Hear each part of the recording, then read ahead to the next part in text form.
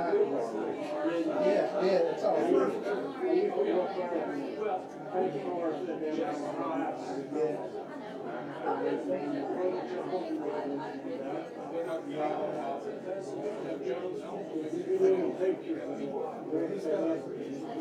Good choice.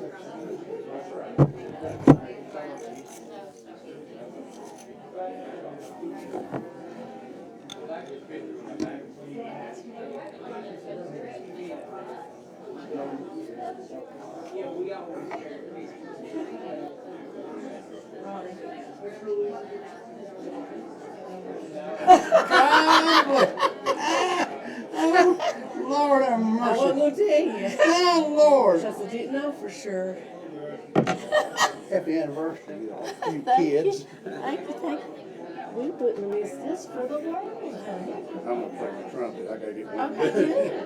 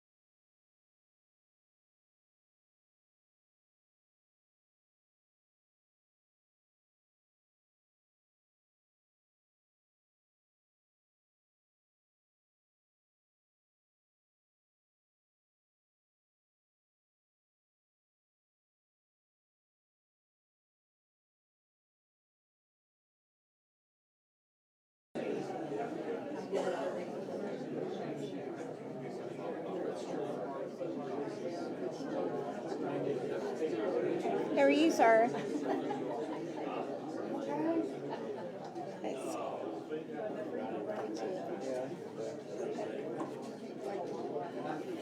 Okay, I wish I had it.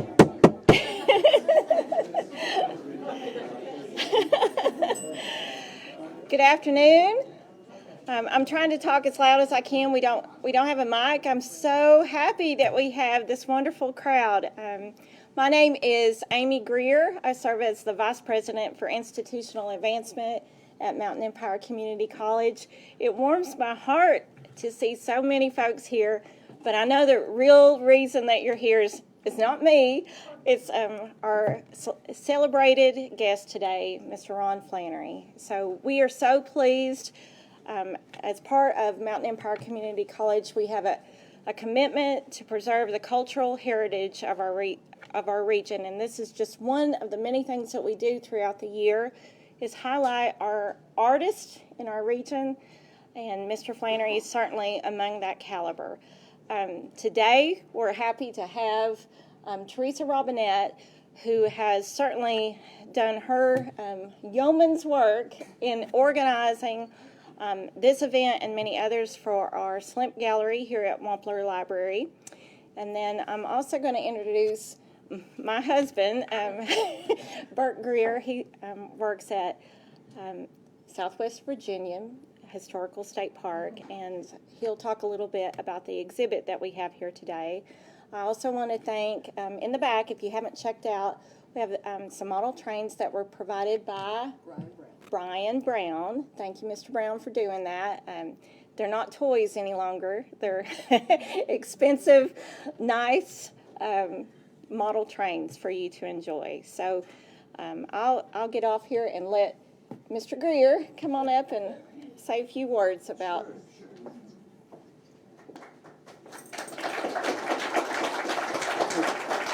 Thanks, everybody. As Amy said, my name is Bert Greer. I'm the Historic Preservation Specialist at the Southwest Virginia Museum Historical State Park. I always joke that that's a mouthful to say every time I have to answer the telephone or something like that, right? But a lot to say, but the job itself entails a lot of things. We take care of a collection at the museum of about 60,000 different artifacts. I worked at the museum about 25 years ago, and I used to joke that we had everything in that collection from a thimble to a pump organ.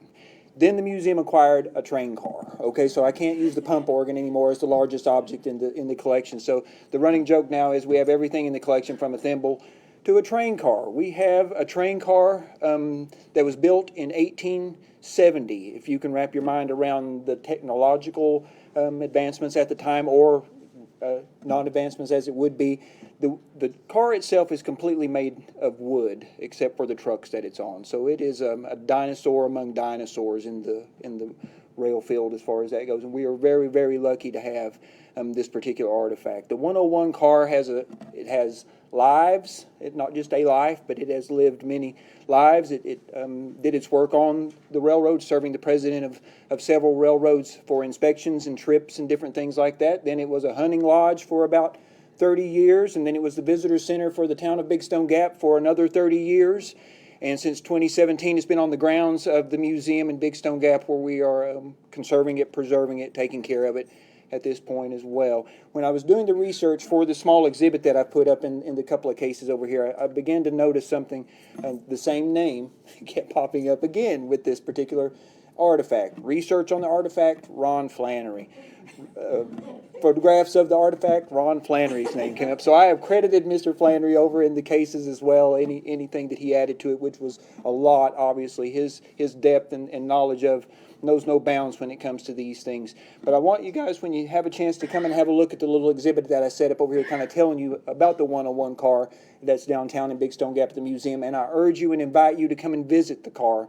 Not technically open to the public, but we never turn anybody away that has any interest in that car. I take folks through it all the time and share the story of it. So if you have an interest in it, come down, see us. We'll roll out a red carpet and make sure that we tell you the story of the 101 car. It has a really neat past. It's one of those things I say all the time, especially with artifacts. If it could talk, I would surely sit and listen to it, as far as that goes. So I do appreciate Mountain Empire Community College. I appreciate the Wampler Library, and I appreciate the Slimp Gallery for another opportunity to coordinate with them on this project as well. So I appreciate you all very much. Okay. Thanks. Yeah. So let me take a quick moment and recognize the Wampler Library Director, Meg Wilson. She's in the back. This library is open, of course, to our students, but also to the community. So if you have an interest, we have an archival collection here. We have a very large book collection, many other things. We even have a seed catalog. If you're interested in gardening, come visit us in the spring, and we're sharing seeds with our students in the community. We'd love to have you here. I'd love to see this many people in our library on a daily basis, and I know Meg would too. So thank you, Meg, for all you've done to prepare for today. And then Miss Robinette, come on up here. Teresa has been wonderful for the past 2 years. Yeah, 2 years. She has organized gallery exhibits. She's an artist herself and does remarkable work in our region. So lucky to have her coordinating our exhibits. So thank you. Thank you, Amy. Thank you, Meg and staff, for making all this possible. Today's been a long time coming. Ron Flanary is he's one of our treasures, and I'm grateful that we could finally put something together where we can open that up to hopefully streaming out in the world, and how much we appreciate what he's done to not just his artistic skills, but to save a bit of history for us. I also want to call attention to the quilt that we have back there. We have a changing quilt with every exhibit, and that particular one was chosen to go along with Ron's. It's from the 1930s, and it's an actual quilt that won the Chicago World's Fair Expo in 1935, and that's from Travis Kennedy's collection. So we're grateful to have that kind of as a support. The model trains of all my time period doing gallery exhibits and things like this, it's the first time I've ever had the pleasure of having a model train run through it, which is just lovely. But the reason for doing this for Ron, with Ron, I don't need to explain that. Most of you who know his work and what he's been able to do all these years, and for all the folks out there that are watching this from other places know Ron. And I've actually had people from other places who are interested in trains who have contacted me, say, do you know Ron Flanary? Do you know him personally? So this is just a wonderful day. I don't understand trains and their history as much as Ron, but growing up here, I'm emotionally connected to trains. I grew up near a trestle. I knew that if I heard the train after 11 o'clock every night, I was up too late. It was just a comfort to know that I was living large. There was something about the arteries of railroads around here and those trains that were coming, and going to Burton High School in Norton and looking out at the train yard. If I was bored in class and had a good view, I could watch what was happening.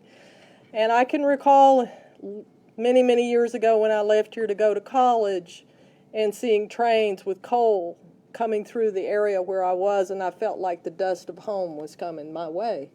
So there's an emotional connection to trains for some of us.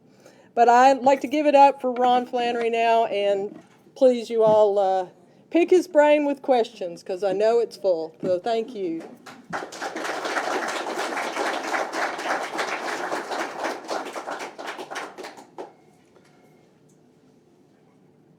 Well, one of my friends from out of town that I Zoom with, there's a group of Zoom guys, mostly in the Northeast.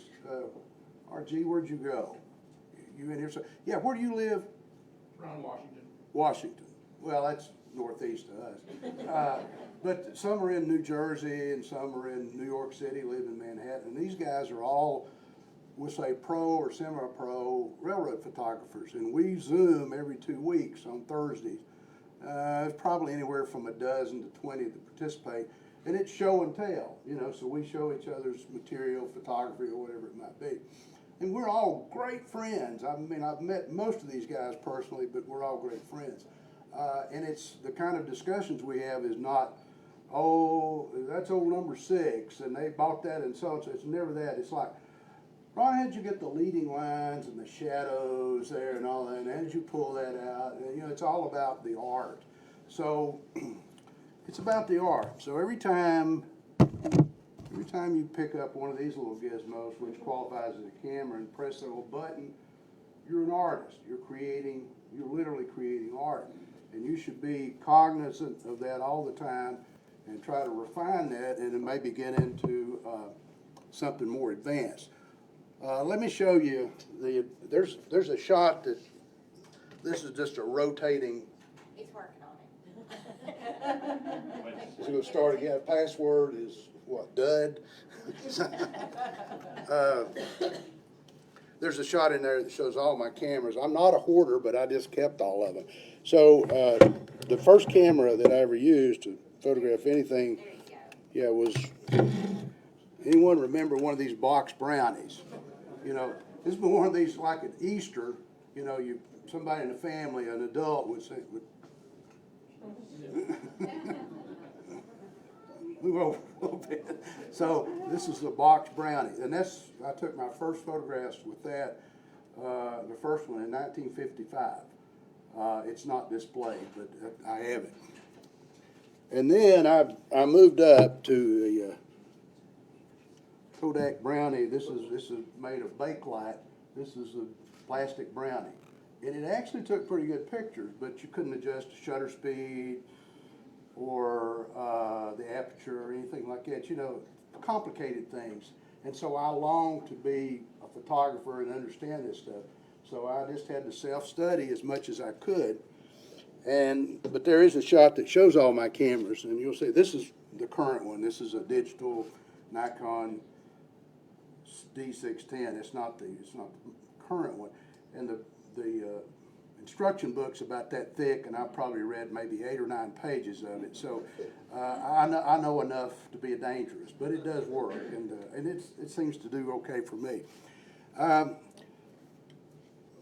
Well, my other major interest is music, and lo and behold, one of my musical colleagues here, Dr. Donald Sora, who is my conductor and longtime friend, he conducts the UVA Jazz Ensemble. Raise your hand, Donnie. So, okay, I didn't know he's here, so you know I could make a total fool of myself.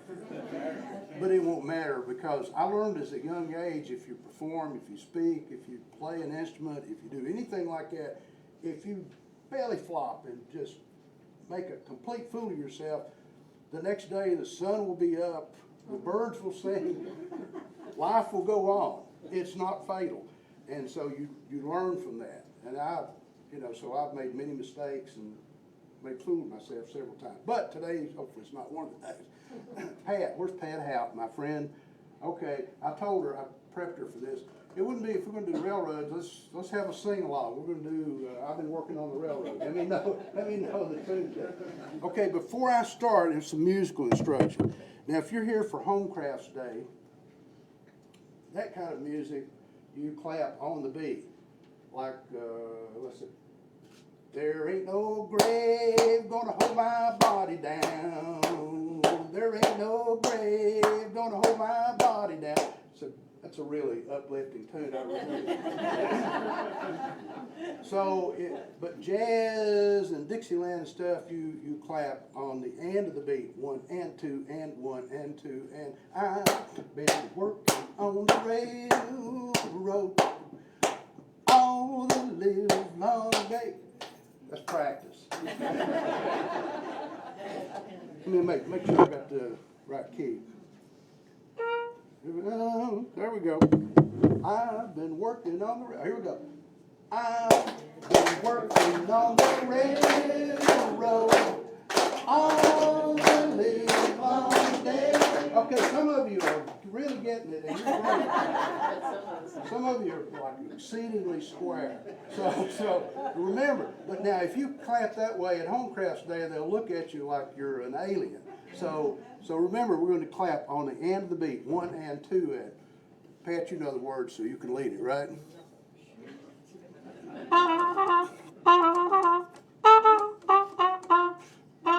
Ready?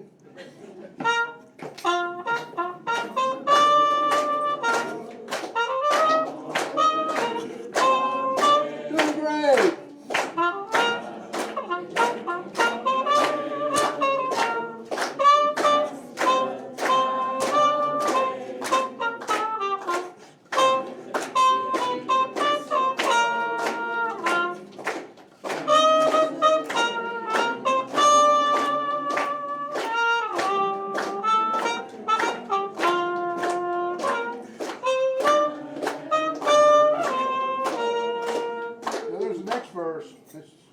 You know the words? Down on what you blow. Okay, here we go. It has a formata in it. I'll show you how to do that. 2, 3, 4.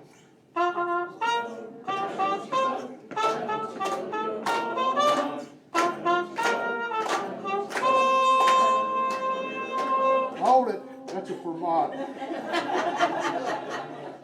Now, if you were playing in Wins the Mountain Empire, the jazz ensemble, and you went on like that, Dr. Sore would throw his baton right at you. So you got to stop. It's called a bird's eye. It's all musical notation in terms of written in Italian, which is nuts to me. You know, and I still, you know, if you're going to hit a note, intonation like hit it sharp, it's staccato, and if you're going to slurp it out a little bit, it's legato. You know, I'm more familiar with marinara and pizza and things like that. So, but that's called a fermato. But you did that. Let's try it again.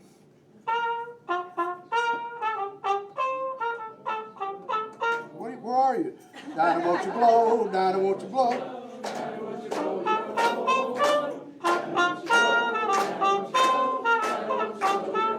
Keep going.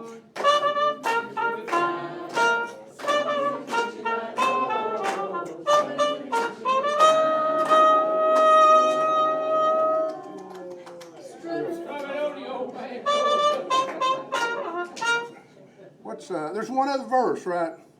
Yeah, it is.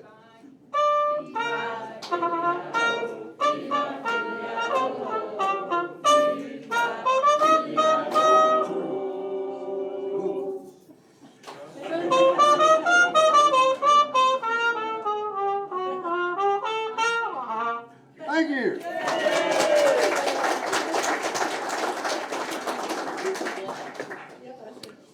Okay, I'm not going to yammer up here just aimlessly. Well, yeah, I am actually.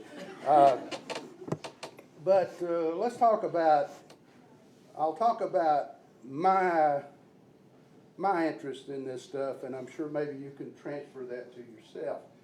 But as a youngster, I had 2 sets of grandparents, and on my father's side, they lived in Rawhide, Kentucky, which is a suburb of Keokee.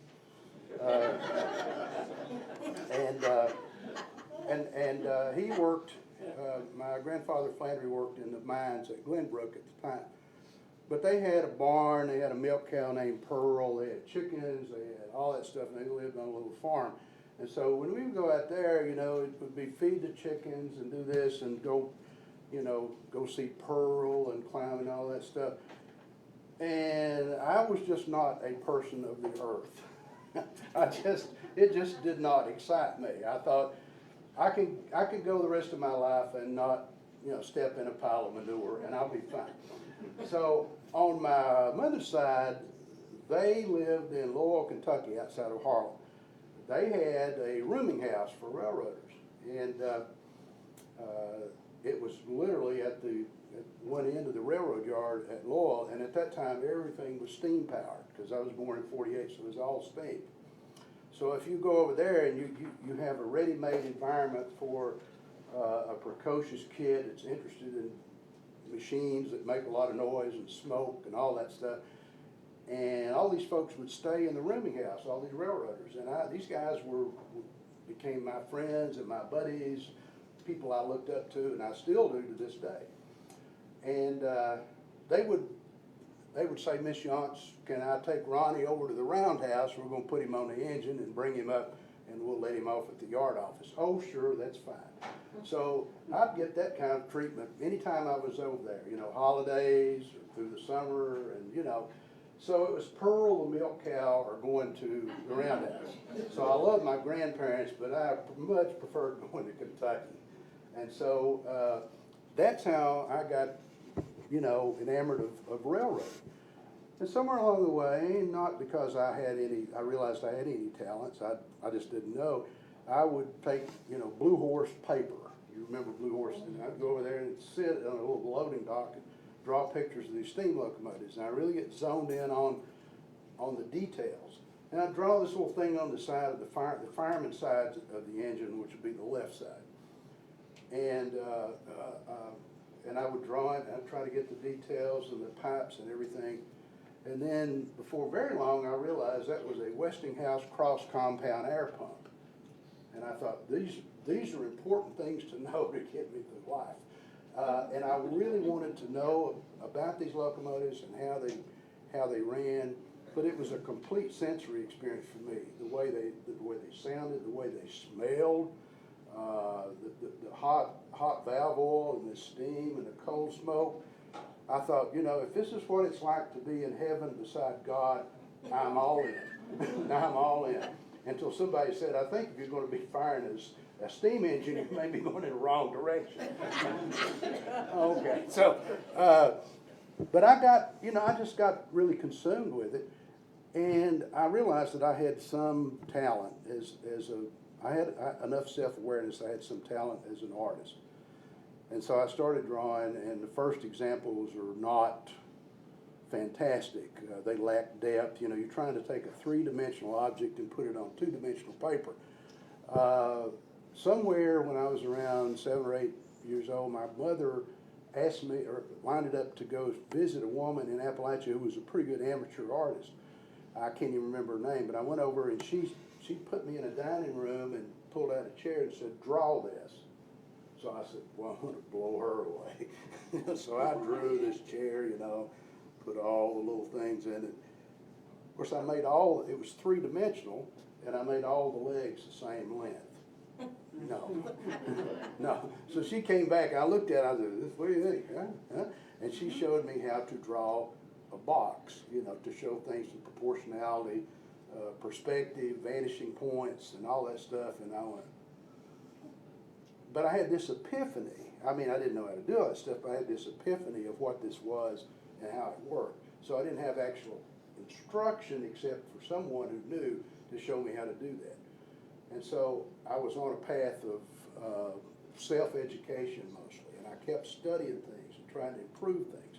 Because once you get past drawing, then you get into, when you get into paintings, you get highlights and foreshortening and shadows. What kind of shadow does this particular shape cast here? And it gets really complicated. And the difference in knowing that and not knowing is the difference between a pretty good piece of art and garbage.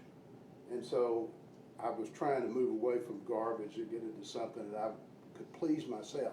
So I was my own worst critic. I always wanted to get to the point that I could look at a painting that I did or a photo, because I was also doing photography, and be happy with it. And eventually I got there a few times. There's some things hanging down there that I'm saying, yeah, that's pretty good. You know, if I thought they weren't good, I wouldn't have dragged them up here, but they're pretty good. But it's like music. I don't have a degree in music, I don't have a degree in art. But I think the good Lord blessed me with certain aptitudes, and I've tried to use that the best way I could. So I put those things together with my, you know, unending love of railroading. Let me say a little bit about railroading in general. The best job I ever had was the last 2 years I was a student at what was then Clinch Valley College. I was a contract janitor at Andover, Virginia, at 68 to 70. And best job I ever had. I had 25 toilets that I was responsible for. I was good at it. I was good at it. I could clean a toilet, and I can still make one look spick and span. You know, I'm not afraid of it, and I've faced some very bad things, some situations in my life. There were 4 or 5 urinals as well, but those were just swish those out. But I had to clean the scale house and the superintendent's office and the engineman's washroom and different places. And the mark of importance for me was the number of keys I had on my key ring. I must have had 30 or 40 massive sets of keys. So I'd walk around Andover with all those keys, and I thought, that guy must be the superintendent. He's got all those keys. Best job I ever had, and I got paid for it. I mean, they paid me pretty well. So between that and gigging, playing dance band work with the Virginians, last 2 years of college, I had plenty of money. I bought a Pontiac Le Mans, new. I would go to Mike's Town and Tweed and buy Wilma nice clothes, which was, if you want to score points with your companion, buy nice clothes for them, I found. So I would do that and gift her with that. And she worked at Mutual Pharmacy, so she would buy things for me. I still have a Pendleton wool jacket that she got me in '69, and it still kind of almost fits, but I still have it. And if I wore it today, you wouldn't have said, "Where's that ancient piece of cloth? Where did you get that?" It looked great today. So when I finished college, I had a low draft number. My friend Bradley Bowen, Bradley and I used to work together at Linnawisco. I was one of the winners in the '69 draft lottery. And so I ended up going to the Army. But I ended up working 6 months with Southern Railway in their management training program in engineering. And I love the railroad. I'm not afraid of hard work. And the way they ran the program, it was hands-on. It didn't matter, you know, if you're going to swing a spike maul, you're going to shovel ballast, you're going to change ties, you're going to inspect track. So many, I've written some about those things. I will tell you one little snippet. And they would expose you to all kinds of different work things. And one thing was to work with a bridge gang that was based in New Albany, Indiana, across the river from Louisville. And there were about 10 guys on this gang, and these guys were the hardest working, hardest living guys I'd ever met. So here I was, you know, shaved tail guy out of college, and what do you want to do? You want to bond with the guys, right? You want to be accepted. So I'm a pretty sociable guy, and I dealt with a lot of, I learned how to deal with, drunks at the Cumberland VFW wanting to hear a particular tune at 2 a.m. So I've dealt with lots of things like that. So they liked me, and I liked them. So then I found out after the first night, said, well, after we finish, we go to so-and-so's bar in St. Albany and kind of wind down. Okay. So we went to the bar, and they drank beer, and they drank beer, and they drank beer, and of course I wanted to join in, so I joined as well. The next day, I finally found my way back to wherever I was staying in a motel, and the next day I went back to work, and I thought literally I'm going to die. So after 3 days of this same routine, I thought, no, I am dying. I'm not going to make it 2 weeks. I'm not going to make it. Either I'm going to be dead, or I'm going to be an alcoholic, or, I'm going to be, it's a Rule G violation. You cannot drink on the job. I couldn't tell if I was okay, sober, or whatever. It didn't matter. 10 a.m. And these guys work like dogs all the time. Me, I was thinking, God, take me now. This may be it. So I went to my boss, the division superintendent, and I said, I just told him that. He laughed. He said, tell you what, he said, I'm going to send you over to Shelbyville, Kentucky, and you're going to patrol track, inspect track. There's a guy, assistant track supervisor, going to take vacation. You can go over there for a while. I said, thank you. So I inspected track for the next month out of Shelbyville, working back to Louisville and back. And that's the only way I survived it.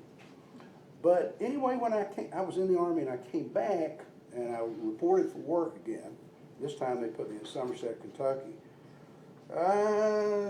It's hard to explain to someone unless you experienced it or were part of it, but being in management, I was a low-level management guy, and the railroad at that time was brutal. It was brutal. It didn't matter what time, if you had to work 16 hours in the day, it didn't matter. If you had to work 18, you had to work weekends, it didn't matter. And as they moved you up the ladder, if you were worthy, they would move you somewhere. So, you'd maybe in Somerset, Kentucky, and you come in Friday and they call you up and they say, guess what, you're now going to be the track supervisor at Gravel Switch, Kentucky. You have to look for it on that. You need to be there Monday morning and you're going to be the track supervisor. So then you have to go back and tell, in my case, Wilma, we had a nice little apartment, and I said, well, we're moving to Gravel Switch, Kentucky. And she said, where is that? I don't know, but I'm sure we'll be fine. And so if you stayed in railroad management, you would have to do that about every 2 years. And my first cousin, Carmita Barton, is here. She knows because she worked with the railroad, and her husband, Bob, did as well. And somewhere in there, I made a decision. I said, I came in from work after a really tough day, and I opened the door, and Wilma said, oh, your new issue of Trains magazine arrived.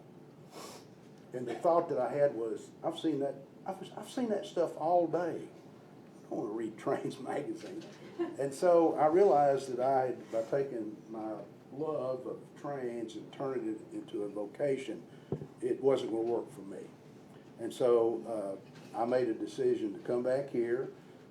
I taught school at Keokee for 3 years, which of course Rawhide again is a suburb, and then Bruce Robinette, late Bruce Robinette, and Larry, Dr. Flanary and I've talked about it many times, called me up, and they had a job at Lindawisco, and he said, I'm interested in you because you work for Southern and you did this and you did that. I didn't know you were back here. Would you like to be a planner? And so I said yes. I had no idea what it was, but I said yes, I'll do it. Would you like to be a respiratory therapist? Yes. Would you like to be, a steel worker? Sure. Versus 4th grade at Keokee, I'm there. And so I went down to Lindawisco, and again, I think my aptitudes and the things that I've been exposed to in my earlier life, whether it be dance band work or working my janitorial job, all these things came together, and it was a good fit for me. And I stayed there 38 years, and I was director the last 17 of those years. The railroads, and I'm convinced, I absolutely know, I talked to a friend of mine who was also a management trainee at that time. He stayed with the railroad, but he said, Ron, you did the right thing. He said, had you stayed there, he said, you would have never written an article, never written a book, you wouldn't have continued doing any photography, you wouldn't have done any of that painting and stuff. And so because you had this window into railroading that was unique, it gave you the ability to share that with a lot of people. And I said, Steve, I think you're right, because I know I wouldn't have done that otherwise. So it was I turned it into a great hobby. I love it. I still honor and love railroad people. Go to Harlan a couple times a year to meet with a group of wonderful L&N retirees, 2 of whom are right here. I love these guys. They are as real as they get. I have known all these guys that worked on the Southern and the Interstate. and I just honor them in so many ways. So I'm gonna do one other thing, and then I'll take some questions. Is that okay? Okay. How's time? We're okay.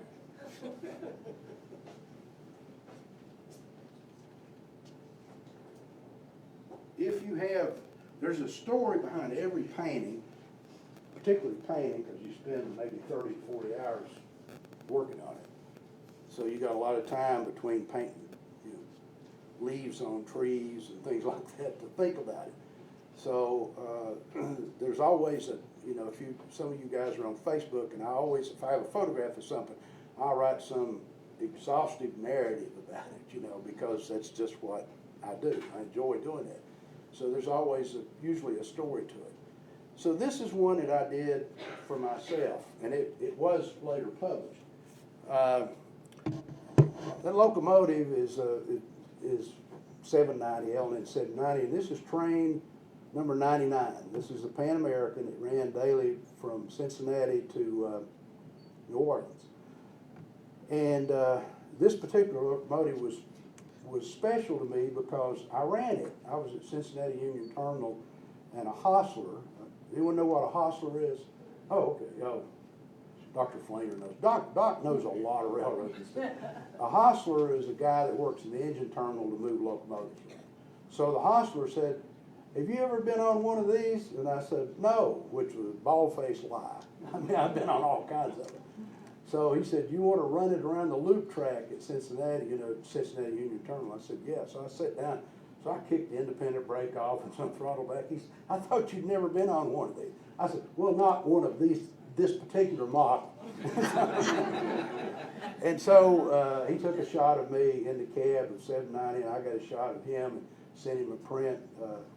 His son, he died not long after that. And I met his son at a multimedia railroad event in Cincinnati several years ago, and he walked up, and he looked exactly like his father. It just freaked me out. So anyway, I want to do a shot of a painting of 790. So there was a photograph in a book of a Rock Island Railroad E-unit, just like that. And it was in the wintertime, and it had all this steam escaping around the nose, around the coupler. And that's intentional because to keep condensation from building up in the steam line, you'd keep the valve open a little bit so it would vent out. And you're thinking, what's steam doing on a diesel? Well, when the steam era ended and they had to dieselize, all the passenger cars still had steam heat and steam ejector air conditioning. So the solution to that was to put what they call a steam generator, which is just a vertical boiler in the back of these locomotives. So that just made them more appealing to me. So this is, I picked the location. This is south of Bowling Green, a little place called Salmon. It's a little passing siding. I just freelanced it. I don't know if there's a silo or anything like that, but there is a siding. It's very rural. And this train has gone to the siding to wait for the northbound Pan American number 98.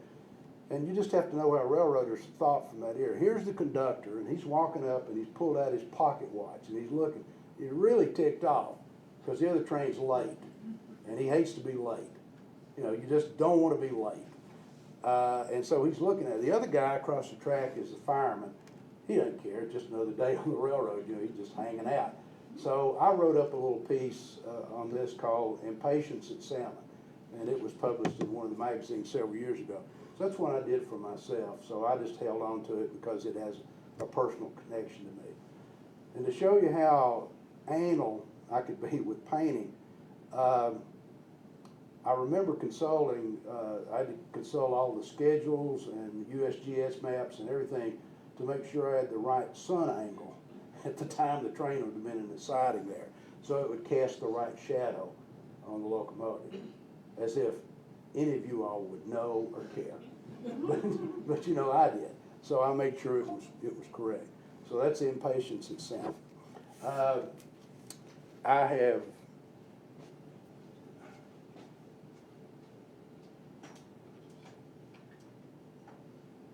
I've had the enormous pleasure to meet and get to know Lord knows how many fellow photographers, not as many artists, but lots of photographers. Lots of railroad photographers are more interested in documentation. You know, they want a shot of a particular locomotive with sun on, you know, they want it a certain way. I did some of that, but everything I ever looked at was a possibility of a scene, of a composition, of what, Teresa, an artistic statement or something. So I always, not always, but so, you know, you'd go for the obvious things, a pretty sky, this, that, and the other, the scenic shot, and then you would also try to find a sense of drama. So I've been so privileged to get to know some of the best photographers in the world. I've known some, I've got Facebook friends that send me notes that I have to translate, you know. It's good though. They're not, you know, they're not selling me automobile warranty stuff. They're railroaders. I've got a good friend who's an engineer in UK, and he wanted to get a CSX cab, and it's not easily done. And so I thought, he's such a nice guy, so I bought it for him and sent it to him. By the time it got there, it was probably $100 in shipping and everything. But he was, you know, it's the bond of friendship. I've never made a lot of money doing this stuff, but it's not about the money.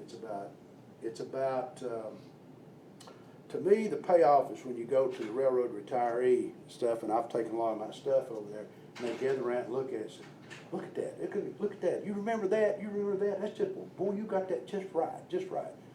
That's the payoff for me. You know, to know that I thought enough of their vocation to get it right and portray it in a nice, in an honest sort of way.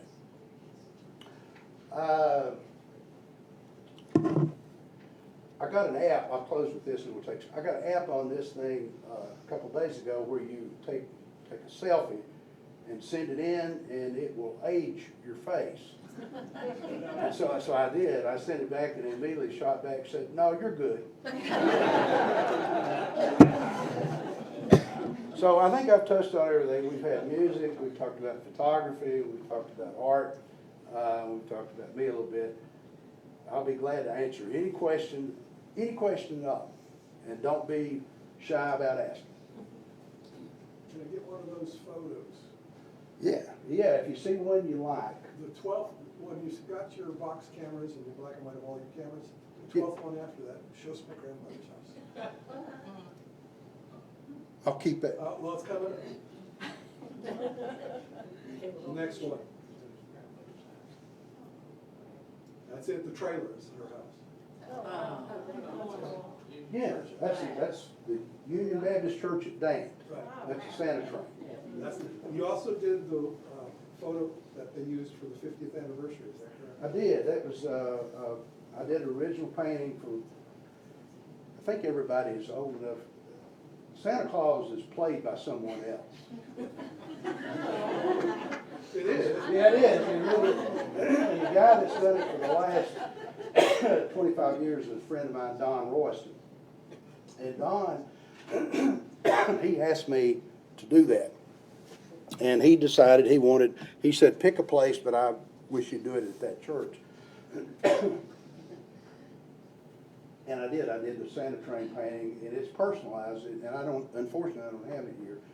But you got it, yeah. It's the Santa train going the other direction. There's Santa, of course, waving and everything on the back of the train. And there's a blonde waving at Santa, and that would be Wilma, my wife. And there is a little girl with us, and this is working out. I'll put this up here if you want to look at it. There's a little girl waving, and that's my niece, Kim, who is now 55. So, and because... Here you go, Oh, sir. no, okay.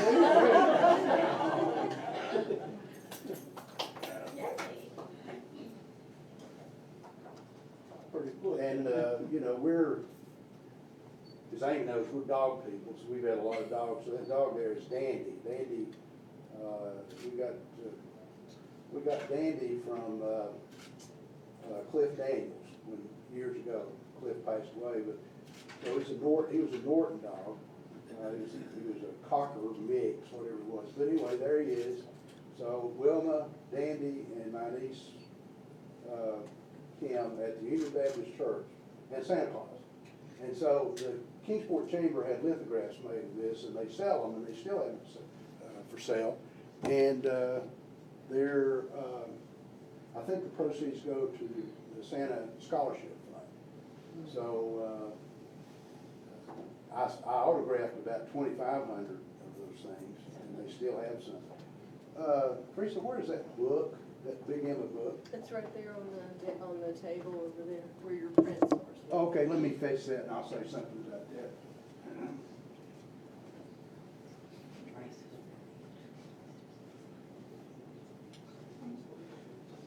I've either authored or co-authored 10 books, and this is the most recent. It's called Big Emma. And that's not about a failed relationship that I had with the youngster. It's about this particular type of steam locomotives that the element had. They had 42 of them. They were M1 class, and operating employees called them Big Emmas, and they were superb steam locomotives.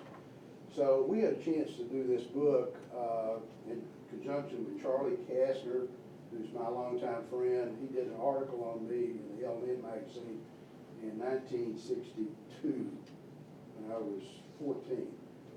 And so, yeah, I was once that age. There's a picture of me in the back of it with my sister. They insisted my sister be in the picture. Good Lord. You know, there's nothing sacred. So, I love my sister. But they did an article on me, and he and I were friends. He's 96 now. He still lives in Louisville.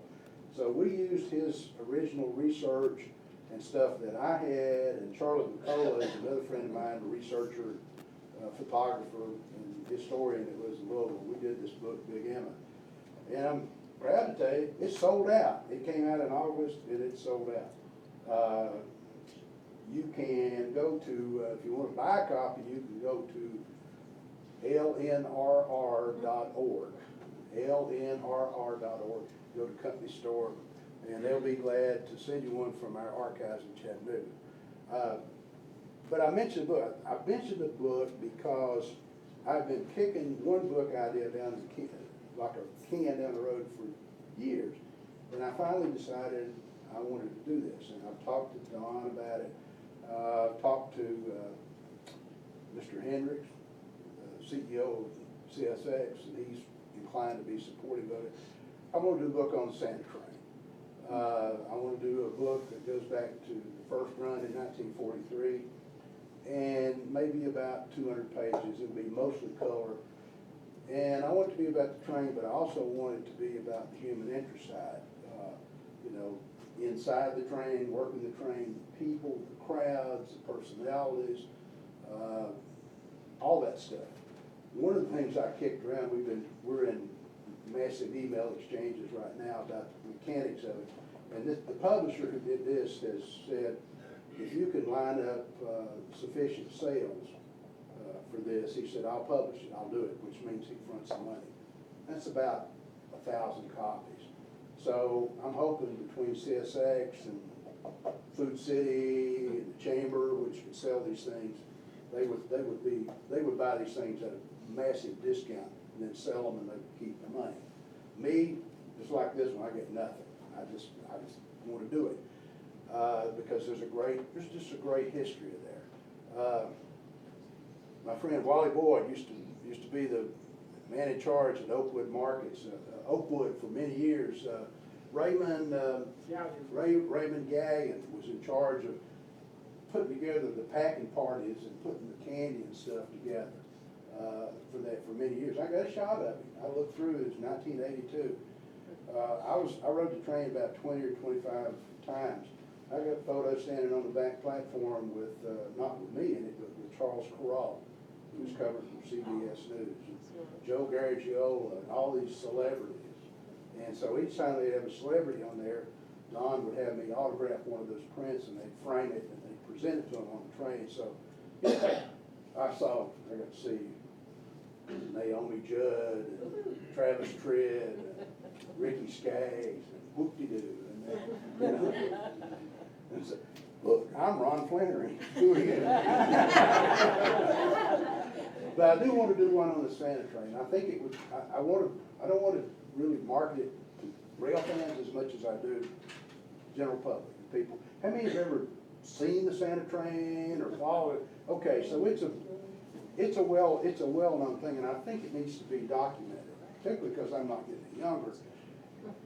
I've got thousands of photos, and and some of them flash up here.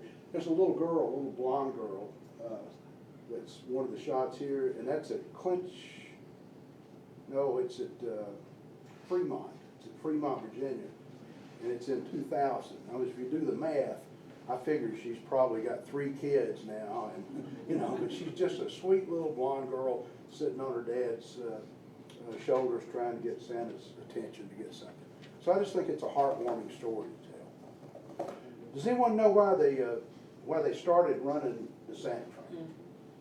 Yeah, what? Yeah. Tell me what. To say thank you for the business, yeah. It was pure 'Cause we all went business. to It was pure Kingsport business. to shop. It wasn't about, we've got to throw toys out to these poor folks up in Southwest Virginia.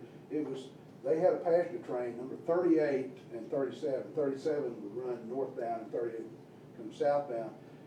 And so you could catch the train at Elkhorn City or anywhere down, go into Kingsport and get to Broad Street, and you could be there for 5 hours before you'd catch the northbound train back north. And they ran it in the paper. Come to Kingsport and Broad Street. You can see a picture show. You can go here. You can do that. Come to Kingsport. This is great. And so it was sales promotion, which is nothing wrong with that. And so it's perpetuated all these years, and now, of course, that's not the case, but it's just a strong tradition that thankfully CSX is upheld. So, anyway, questions? Yeah, Dave. When I've seen your text on Facebook, from pictures from the 1970s and 1980s, you have an amazing amount of detail, so I would like to know, when did you get the idea to start recording what you were taking pictures of? And how many notebooks do you have now that is in incredibly great detail? Probably the mid-60s. I started to realize that if I took a photograph and it was pretty good, I just thought it would be important, because I looked at the magazines, and magazines like Trains would have, detail and everything. I said, well, if I ever hope to have a photo published, I'll need information. So I just started keeping notes on, the date, which were just little innocuous details. And then that's enough to jog your memory sometimes too. You can remember, that was the day this happened or that day. So, yeah, I've got a lot of notebooks, and my note taking is trailed off in recent years, particularly with digital camera. You can pull up a digital file, and it tells you what time it was and where it's taking everything. So unless you just don't know where you were when you took the shot, when you shot it, and that's happened. You go back, I don't know where this is, but I did keep notebooks. Yes, sir. I've got a related question about the process. Did you just know when these trains were coming through this particular place, or did you just go? And some of the shots are obviously just kind of the train, and but then others have people, like their candid shots that are not prearranged or anything. So what about the process? I was well connected. Okay. I from an early age, I decided you had to be well connected for knowing when the train was coming, what direction it was coming from. You just didn't go out in the middle of nowhere and say, I hope there's a train today. Right. So you get, and also for safety reasons. Everybody knows the big trestle at Copper Creek, near Spears Ferry. It has a walkway over it. It's 185 feet tall at the center. So the best shot, one of the best morning shots is on the far side of it, and the only way to get there is to walk across the trestle. and that big sign says, "Do not trespass on the trestle." That's there for lots of reasons. One is only a fool will walk across that thing. But I never did unless I would call my contacts with Clinchfield and CSX and say, I'm going to Copper Creek, I'll be in so-and-so, is there anything close northbound or southbound or anything? And they'd say, no, this dispatcher say, yeah, there's a southbound out of St. Paul and so-and-so, you probably got an hour and a half, I'm good. So, so I never got trapped out there. So, you know, and people have lost their lives by, you know, look at the, before it was a hiking trail, I think there's a shot here somewhere of the bridge there at Roaring Ranch, and it didn't have a walkway on it. A lot of those didn't have walkways. They didn't have walkways because it was the railroads looked at it as an attractive nuisance. You put a walkway on here, people are gonna walk and trespass on the bridge. If we don't put one on there, unless they're idiots, you know, they will go out there, but, you know, we are blessed with idiots. We are blessed with idiots, and so they would walk out there. And they never did put a walkway on it. So, but I wouldn't go across it, even though I had to, unless I knew where the train was. That's how I got caught out on one. Yeah, so you call somebody, you know, I had a railroad switch key, so I could get in the side of the box and call the dispatcher in Corbin. Yeah, so-and-so, this is Ron, I'm going to photograph so-and-so. Oh, okay, well, let's see. Yeah, you've got, he's making a brake test at Norton right now. You probably got about an hour and a half to get out there. Okay. But you just don't do it blindly. So I preparation. I forgot the, luck favors the prepared. Okay. Yeah, don't. You ever get your privilege of riding an old passenger train? Yeah. I rode one from Bristol to Miami, Florida one time. I got a question. Yeah. I went to the bathroom, Yeah. and when I flushed that commode, Yeah. I actually seen the cross ties. Is that still true? That's a really good question. Now, in the old days, and they used to, if you look, it had a sign there that said, "Please do not flush your train standing in station."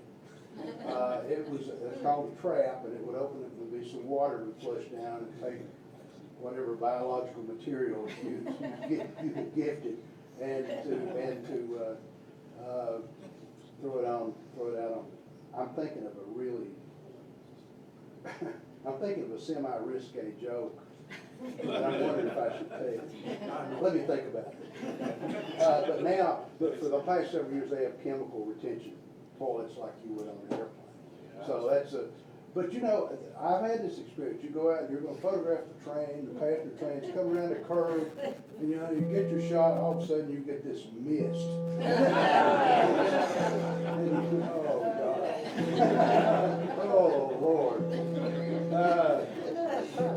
was fascinated. I'll go ahead and tell this joke. It's gross, but it's funny. It's funny. We're all adults. There were two guys on the train, and one of them said, I've got to go to the bathroom. There's somebody in there, and they won't open the door. He said, I've got to go. And he said, well, let's go to the last car in the train, and there's in the vestibule, and then they would have Dutch doors where you could open the top. And that's where the conductor would lean out and pick up train orders or whatever. So he got his friends, the guy that really needed to go, he got up there and he disrobed enough,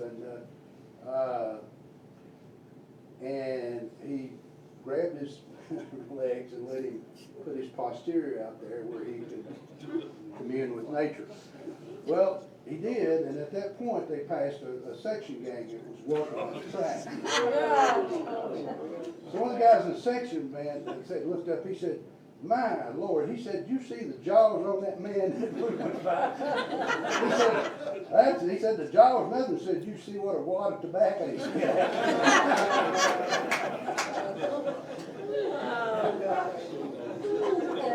Here's another point. There was a train that was going. They had emergency cords that ran through the coaches. You know, you could pull the emergency cord and put the train brakes in emergency. And so the conductor was going down, picking up ticks, and train brakes went emergency, train stopped. And, so he said, who pulled the brakes? What? So he was looking, and so he walked down, and the door to the toilet in the women's restroom was open. There's a woman seated there, and she had a death grip on the emergency brake. He said, ma'am, he said, did you pull up? I said, yes, I did. She said, why did you do this? She said, I have hemorrhoids. He said, half the people on this train have hemorrhoids. She said, but mine, the only one's wrapped around this axle.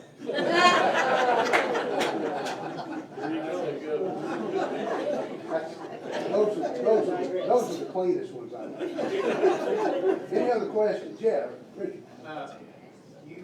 You gave a real good story of your life, but you've got a couple of high school band member classmates here. So Well, besides you. you left a whole lot out. Well, yeah. Oh, John Addington's back. Hey, John, how you doing? John and Linda from Salem, right? Yeah. I just now saw John and Bob Gilwater and I and Bob Howard. Dad, my father, who was a band director, always did these really creative shows. This was in 1964, and he said, we're going to do the Beatles. And so he got, I became John. Bob and John Addington were George and Paul. And of course, Ringo was the drummer. So he set up this stage, and he wrote everything that he scored out for the band was written. He wrote it himself, scored it out. Oh, thank you. Just vodka. Yes. You must have been with the bridge crew in New Albany. So we did Twist and Shout. And by jingo, it was pretty good. You got to remember, this is 1964, so we had the finest sound equipment. We had these big horns out there that were painted Radio Sound with GE on it, you know. But it worked, and it was so good. The show was so good that we did it at request at Burton when we played at Dorton. So we did a lot of things. We did Haunted House. I remember that. John played baritone sax, a great musician, great friend of mine. We were classmates, graduated in '66, 1966. And I'm so honored you guys came down. Thank you so much. But so many, Richard, my dad called Richard the Lionheart. Why? I have no idea. That was his, It was just his thing. and he never called me Richard ever again. No. I made contact with him till he passed. My dad, I love my dad, but man, he was hard on me as a man. He expected a lot of me. You know, I remember, you know, I know this is surprising, but I goofed off a lot. That's what I said, you left a I lot was out. goofing off, and we were trying to walk through this halftime show, and I was goofing off with George Gamble or somebody, and I heard the sound of footsteps coming up behind me with my dad, and he kicked me with the side of his foot, and it must have raised me up about 2 feet off the ground. But I was embarrassed and everything, but whatever I was doing, I stopped it. But he had, I never was a drum major. I thought, you know, he might let me be the drum major when he was a senior. And I said, what about me being a drum major? He said, you'll be playing trumpet. Got it.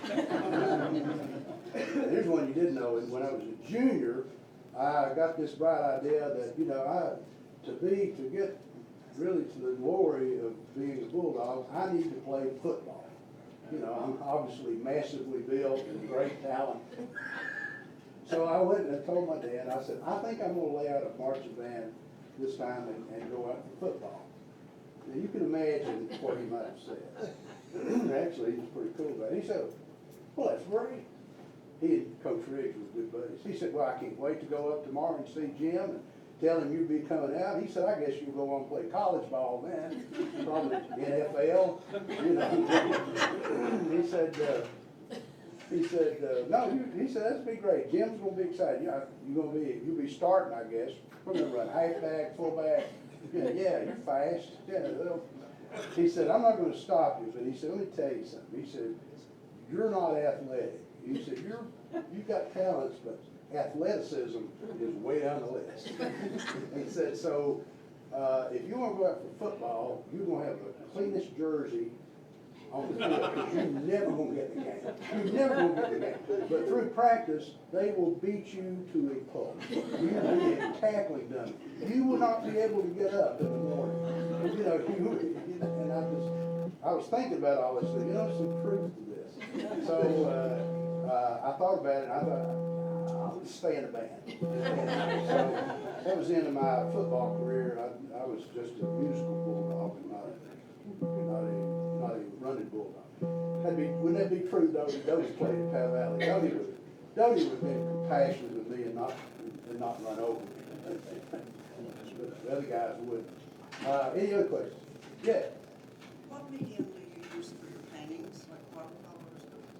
Watercolor. And if I tried years ago, I tried oil and I tried acrylics and other things. I've done some pen and ink and things like that. And if you ask an artist, they'll tell you watercolor is the toughest medium to work at because you can't make mistakes. It's difficult, it's unpredictable, it won't go where you want it to go. Just all those things, right, Teresa? And so I didn't get the memo on that.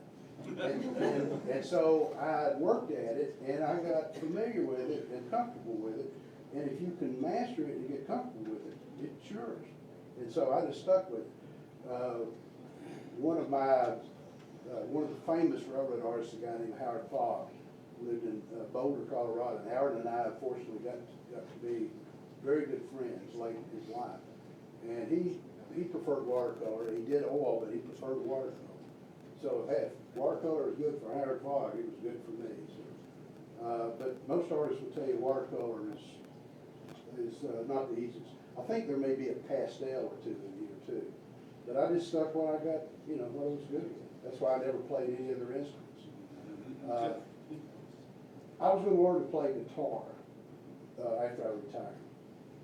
Donnie knows this, and I was going to take guitar lessons. I signed up to the music store, and the guy who gave the lessons I was in there for an hour, and he spent 45 minutes showing me how good he was.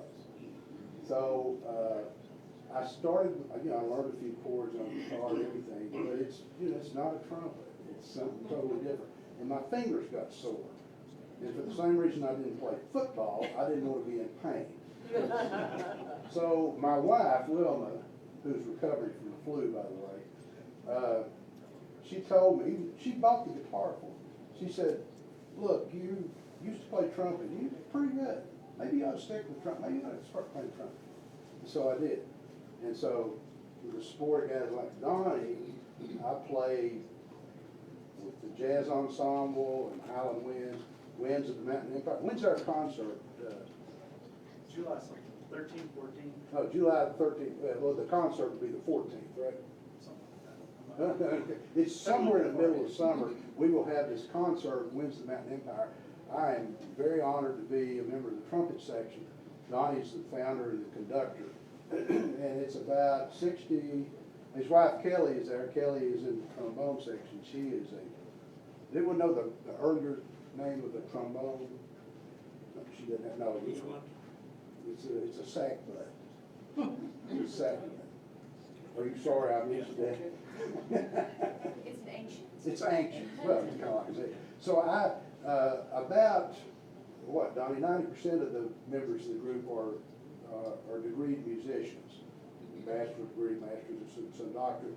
And then when I introduced myself, I said, I graduated from Pleasant Valley in 1970, and I did graduate work at Ridgefield Country Club and Cumberland VFW and other fine establishments. But you know what? It's music.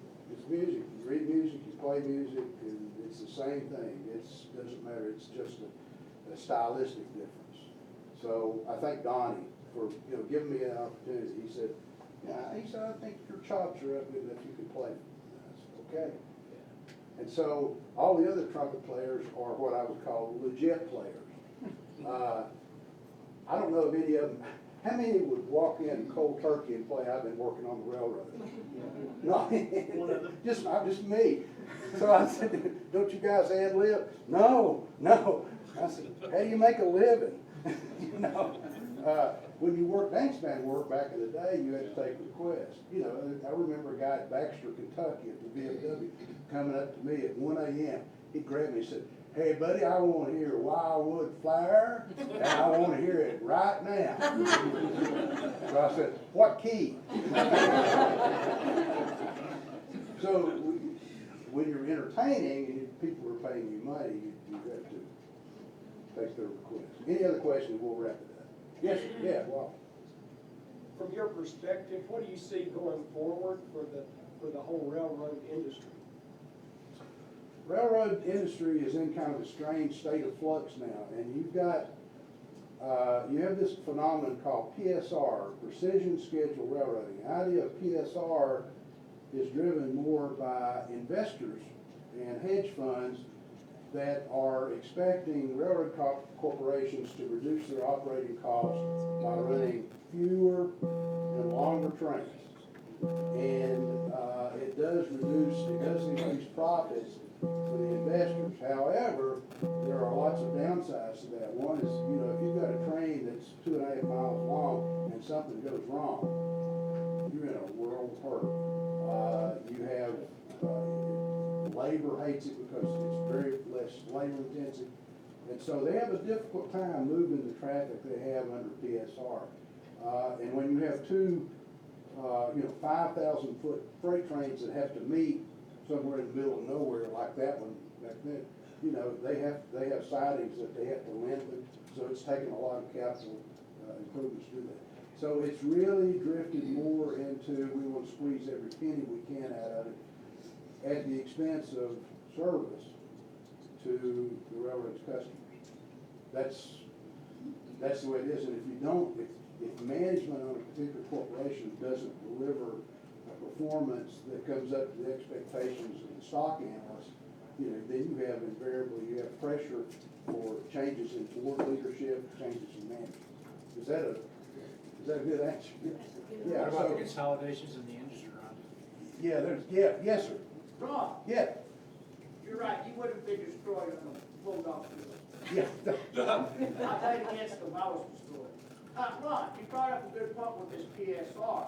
So is there a market for smaller, what do they call them, short lines? There is. That might be, go to a huge hub like we do with airplanes now? Yes, sir, and I'll give you a good local example. There, the Norfolk Southern Railway had a line from Knoxville to Middlesboro, Kentucky, and mostly coal and stuff like that. Well, they spun it off, and they spun it off to a firm, R.J. Corman, which is based near Lexington, Nicholasville. And Corman is exactly, you know, it's a very service-oriented company. They do things their own way, and they have a culture of serving and taking care of the customer. If the customer has a car to be pulled on Sunday afternoon, they'll call a crew and go pull it. If CSX and Norfolk Southern, they'd hang up on you. No, there's no way. And what they've done out of Middlesboro is they've built their base of business. They're hauling all kinds of stuff out of Middlesboro by rail that previously was not being moved or it was being trucked. So you can go smaller in many cases and get more customer oriented. So bigger is not always better. If you're Warren Buffett's railroad, BNSF, you know, and they're moving, well, let me say this, you go what they call the Transcon, you go to a place like Flagstaff and you say, I'm gonna show up here and take train pictures. In 24 hours, you'll see 100 trains go through there, and they're monsters. They're monsters. They're double stacks. They come out of the LA area until that caught on fire, I guess. But that's long haul. That's long haul stuff. But you know, the smaller firms that can do customer oriented stuff are bringing that kind of business back. Ron? Yeah. My son-in-law worked for Montana Rail Link. Yeah. Which now has been absorbed by BN. Yeah. So it's going the other way too. The biggies are gobbling up short lines as well. Well, what So it's a happened there, flux. what happened there, Bill, is, you know, BN spun off that years ago. Yeah, It yeah. was the old Northern Pacific, and they spun it off because they felt like they could, relieve themselves of a lot of maintenance and stuff like that, and let a short line enterprise or a regional railroad operate it.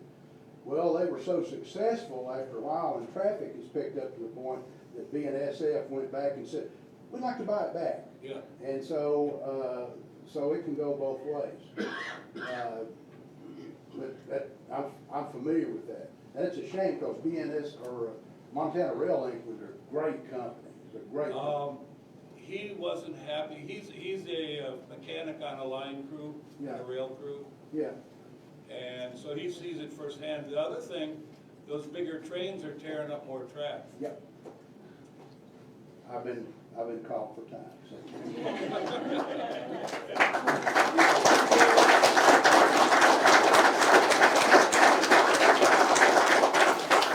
We got stuff to eat, right? We have stuff to eat, Okay. but also wanted to mention, and thank you again, Oh, yeah. Mr. Flanary. Thank you. Don't you feel smarter for just being here with him, right? We've learned so much. We appreciate you sharing your art and your knowledge. Thank you.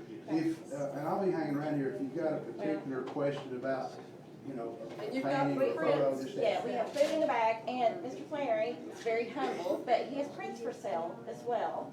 So get with him. Yes, ma'am. There's one thing I want to say before Sure. we break up. Someone said earlier, talked about the documentation that Ron does. The knowledge that he has, the ability to find things, I can talk about personally. A year ago, I guess, something like that, got to thinking about my sister that died.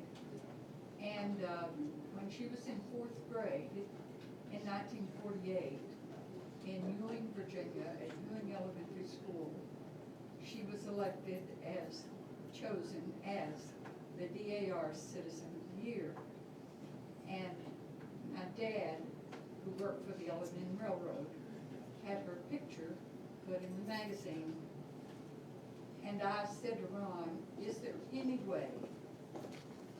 And there was. He found that for me. He is a wealth of knowledge, and we're so lucky to have him. She, the first painting on the left here is a Corbin, Kentucky, and she's in that. It's called Now Boarding for Cincinnati, and she's a little girl in a red coat with her father, and they're ready to board the train to Cincinnati. And so I did that. It's around a story. This will be Christmas 1948, and so that's her. You don't, you know, you just have to know it. That's kind of like Wilma and my dog and my niece. So, Pat's up there. Thank you.